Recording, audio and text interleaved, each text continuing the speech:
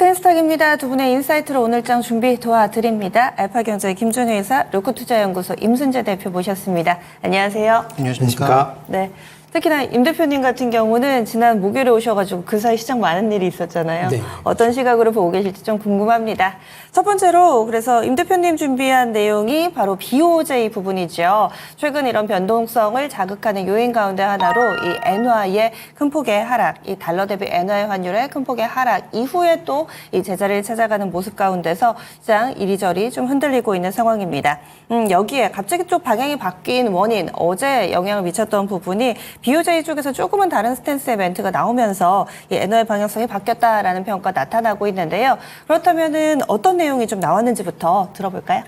네, 지난주였죠. 지난주 이제 BOJ 그 회의에서 일본의 기준금리를 올렸습니다. 그래서 0.1%에서 0.25%를 이제 올리면서 문제는 이제 그 올리면서 이제 국채 매입 규모도 월 6조 엔에서 이제 3조 엔으로 이제 절반으로 삭감을 하겠다라고 이제 발표를 했습니다. 그만큼 이제 일본 경제가 어느 정도 안정세를 이제 찾고 있다라는 그런 자신감의 표명이었는데요. 뭐 가쪼 일본 총재 같은 경우는 그날 기자회견을 하면서 추가적인 인상 가능성에 대한 부분도 같이 언급을 했습니다. 특히 경제와 물가 지표가 예상대로 움직인다라고 하게 되면 뭐 연내에 추가적으로 금리를 더 올릴 수도 있다라고 얘기를 했고요. 지금 1999년 이후에 기준금리가 0.5% 이상 올라가 본 적이 한 번도 없습니다. 일본 같은 경우엔. 그렇지만 이번에는 그 이상으로도 올라갈 수 있다라는 식의 이제 발언을 했기 때문에 시장에서는 이거를 좀 충격으로 좀 받아들였다라고 보시면 될 것 같습니다. 여기에 FOMC의 이제 기준금리 동결과 같이 맞물리면서 대규모 엔캐리 자금에 대한 이제 청산 부분이 글로벌 금융시장 전체적으로 영향을 좀 미쳤다라고 보시면 될 것 같습니다. 특히 이제 BOJ 이후에 일본 환율이 좀 큰 폭으로 움직였는데요. 그 전날 154엔 했던 것이 이틀 만에 141엔까지 이제 하락을 하는 그런 모습을 보였고요. 이에 따라서 8월 달 이후에 주가가 뭐 일본 증시 같은 경우 19.5%, 그다음에 국내 코스피 같은 경우도 11.9%, 그리고 미국의 S&P 같은 경우, S&P 500 같은 경우도 마이너스 6.1%를 기록할 만큼 글로벌 시장 전체적으로 하락을 하는 그런 모습을 좀 보였습니다. 뭐 그러다 보니까 이제 BOJ 입장에서도 어저께 이제 발등에 불이 떨어진 거였죠. 그래서 금융직 완화 정책 회의를 이제 열었고 이 회의 결과를 이제 BOJ의 부총재인 이제 신이치 부총재가 이제 발언을 했습니다. 뭐 대표적으로 이제 엔화의 이제 강세가 상당히 이제 금융시장을 불안하게 만들었다라는 그런 이제 상황이고요. 그렇기 때문에 금융시장이 불안하면 추가적으로 금리 인상을 하지 않을 것이다라고 얘기를 했고요. 당분간 현재 수준의 금융 완화 정책을 확실하게 이어갈 것이다. 그러니까 쉽게 얘기해서 기존에 얘기했었던 매파 발언을 전면적으로 이제 철회를 했다라고 보시면 될 것 같습니다.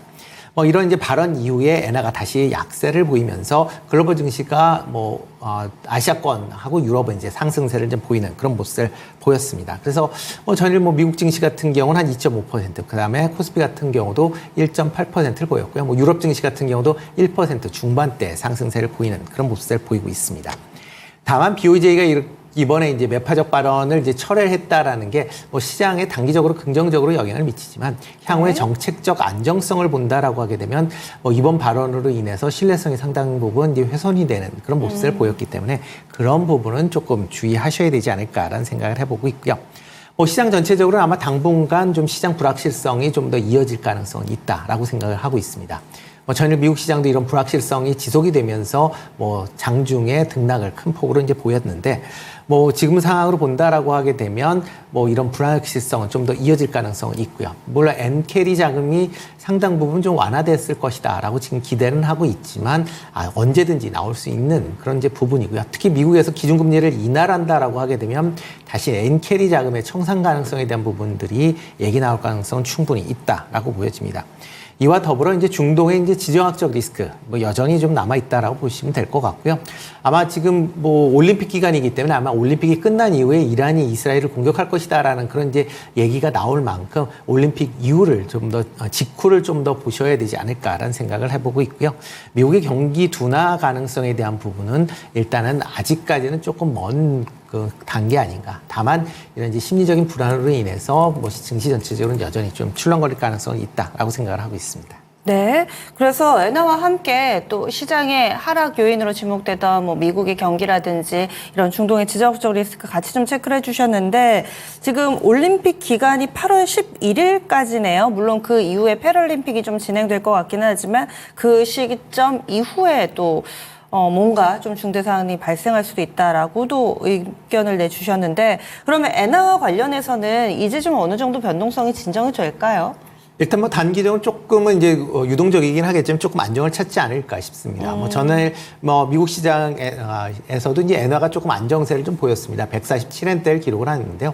아마 140엔대 후반이나 150엔대 초반 정도에서 계속 머물러 있는다라고 하게 되면 엔캐리 자금에 대한 뭐 청산 부분은 상대적으로 조금 가능성이 좀 낮아 보인다라고 네. 보여지고요. 그렇기 때문에 지금 상황에서 이제 2분기 실적 관련된 부분을 좀 더 관심 있게 보셔야 되지 않을까 싶습니다.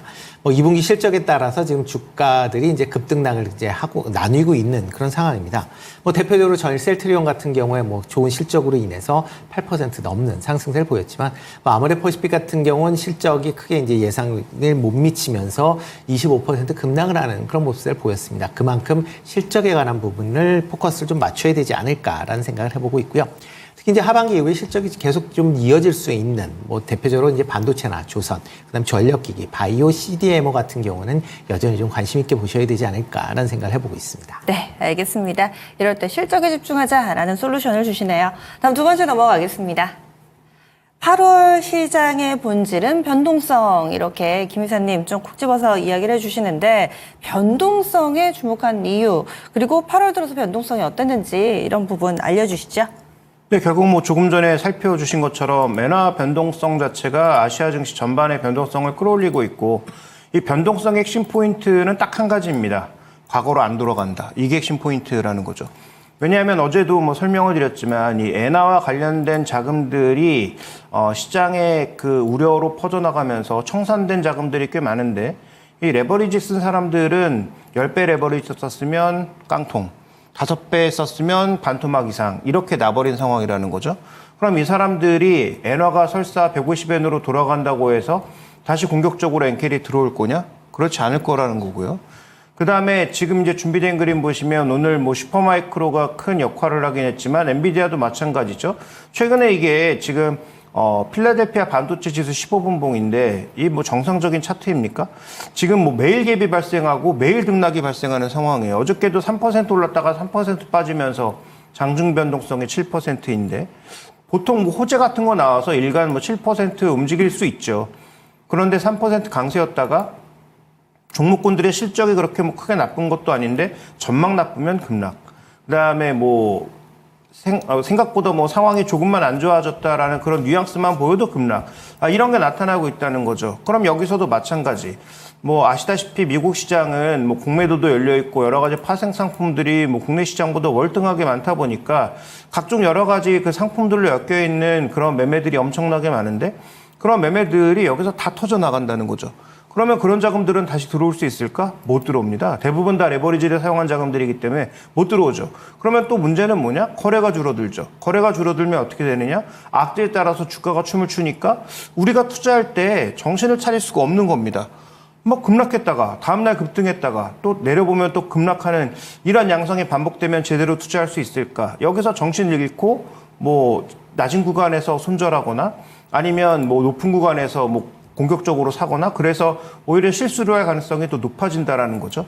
그래서 아무래도 제가 보기에 뭐 8월 내내 이럴 가능성이 좀 높아 보이니까 거기다가 이제 뭐 이란 문제가 어떻게 터질지는 모르지만 뭐 이란 이스라엘 문제까지 만약에 발생하게 되면 이 변동성에 더 불을 끼얹을 가능성도 있기 때문에 그런 관점에서 본다면 지금 가장 좋은 전략은 일단 이 변동성에서 빠져나오는 거다. 더 내릴지 오를지 저는 모릅니다. 그리고 뭐 제가 말씀드리는 게 안 맞을지 모르지만 이런 변동성 구간이라면 가장 좋은 건 변동성을 피하는 게 제일 좋은 전략이다. 이 부분을 좀 언급드리고 싶습니다. 네, 여러 번 강조해 주시죠. 뭔가를 좀 방향성을 우리가 예측하기보다는 일단은 좀 변동성을 피하고 보자. 오늘도 강조를 해주셨어요.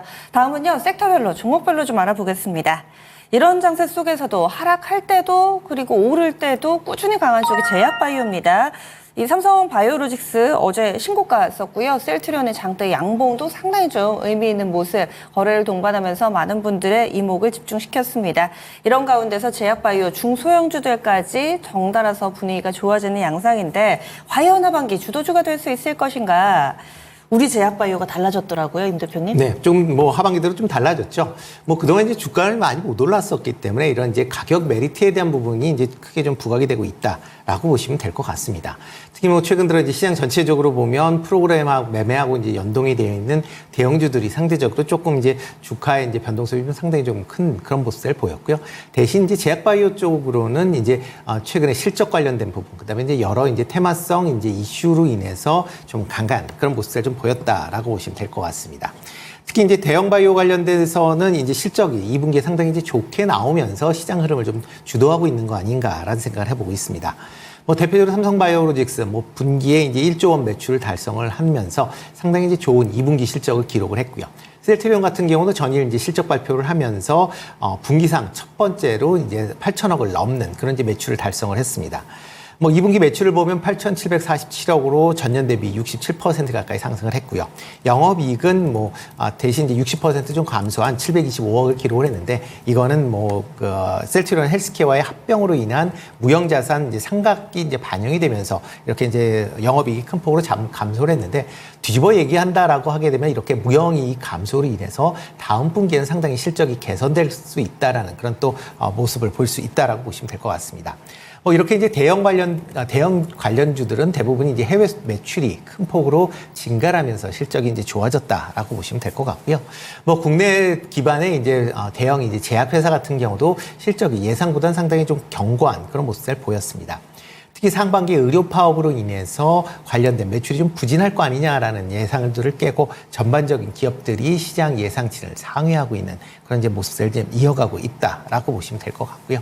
네. 이렇게 이제 제약바이오 관련된 기업들의 이제 실적이 좋은 그런 상황이다 보니까 외국인들이 최근에 대형 제약바이오 관련된 기업들을 순매수하는 있는 그런 상황이다라고 보시면 되겠습니다. 그런데요, 실적 때문이라고 보자면은 네. 컨센서스 대비로 물론 전년 대비 다 좋아졌죠. 삼성 바이오로직스, 셀트리온 좋아졌는데 컨센서스가 딱 이 정도 수준이었잖아요. 네, 그렇죠. 부합하는 정도의 수치였는데도 시장이 이렇게 반응을 했다는 건 시장이 컨센을 안 믿었던 건가요? 아니면 좋을 줄 알았는데 주가에 그동안 반영이 안 됐다가 이제 반영이 됐다고 봐야 되는지 아니면 다른 이유가 있는지 이게 궁금하더라고요. 네, 일단 뭐 시장 자체적으로 본다라고 하게 되면 시장 컨센서스가 나오긴 했었는데 잘 못 믿었죠. 특히 이제 제약바이오 관련된 기업들의 뭐 컨센서스를 본다라고 하게 되면 조금 이게 아리까리하다라고 이제 보통 얘기를 하는데 특히 네. 이제 대표적으로 제약바이오 관련돼서 이제 조금 전에 말씀드렸듯이 이제 대형 제약사 같은 경우에는 의료 파업이라는 그런 이제 중대한 그렇죠. 이슈가 있었습니다. 그러니까 이슈가 있기 때문에 이거보다도 좀 더 나빠질 가능성에 대한 부분을 이제 염두를 했었는데 그거를 조금 상회했다라고 보시는 게 맞을 것 같고요. 그만큼 이제 최근 들어 또 이제 제약바이오 관련돼서 이제 여러 가지 이제 이슈들이 좀 있습니다. 특히 뭐 신약 기술에 대한 이제 수출 부분, 그다음에 뭐 FDA 승인과 관련된 여러 이제 이슈들이 있다 보니까 상대적으로 좀 실적이 지금 나빠도 하반기 이후에 좋아질 가능성은 충분히 있다라고 생각을 하고 있고요. 여기에 미국의 이제 기준금리 인하 가능성이 얘기가 되면서 이렇게 이제 이 기준금리가 인하가 되면 성장 기술주가 상대적으로 이제 수혜를 입을 수 있다라는 이제 기대감이 뭐 제약 바이오주에 같이 좀 반영이 되고 있는 거가 아닌가라는 생각을 좀 해보고 있습니다. 네. 그렇다면 앞으로는 제약바이오 어떤 종목 좀 주목하시는지 그리고 투자 전략 측면에서도 알려주세요. 네, 일단 뭐 제약바이오 관련돼서는 미국 대선하고 큰 영향이 없는 그런 섹터들로 이제 분류가 되고 있는 그런 상황이기 때문에 뭐 대선 관련된 이슈에 상대적으로 좀 거리를 두고 있다라고 보시면 될 것 같고요. 특히 이제 최근에 이제 국내 기업들이 이제 CDMO 쪽에 이제 관심사를 많이 갖고 있습니다. 특히 대부분의 이제 바이오 시밀러 개발 회사들이 자체 생산 시설이 없기 때문에 이런 CDMO에 이제 맡기는 그런 부분이 많다라고 보여지고요.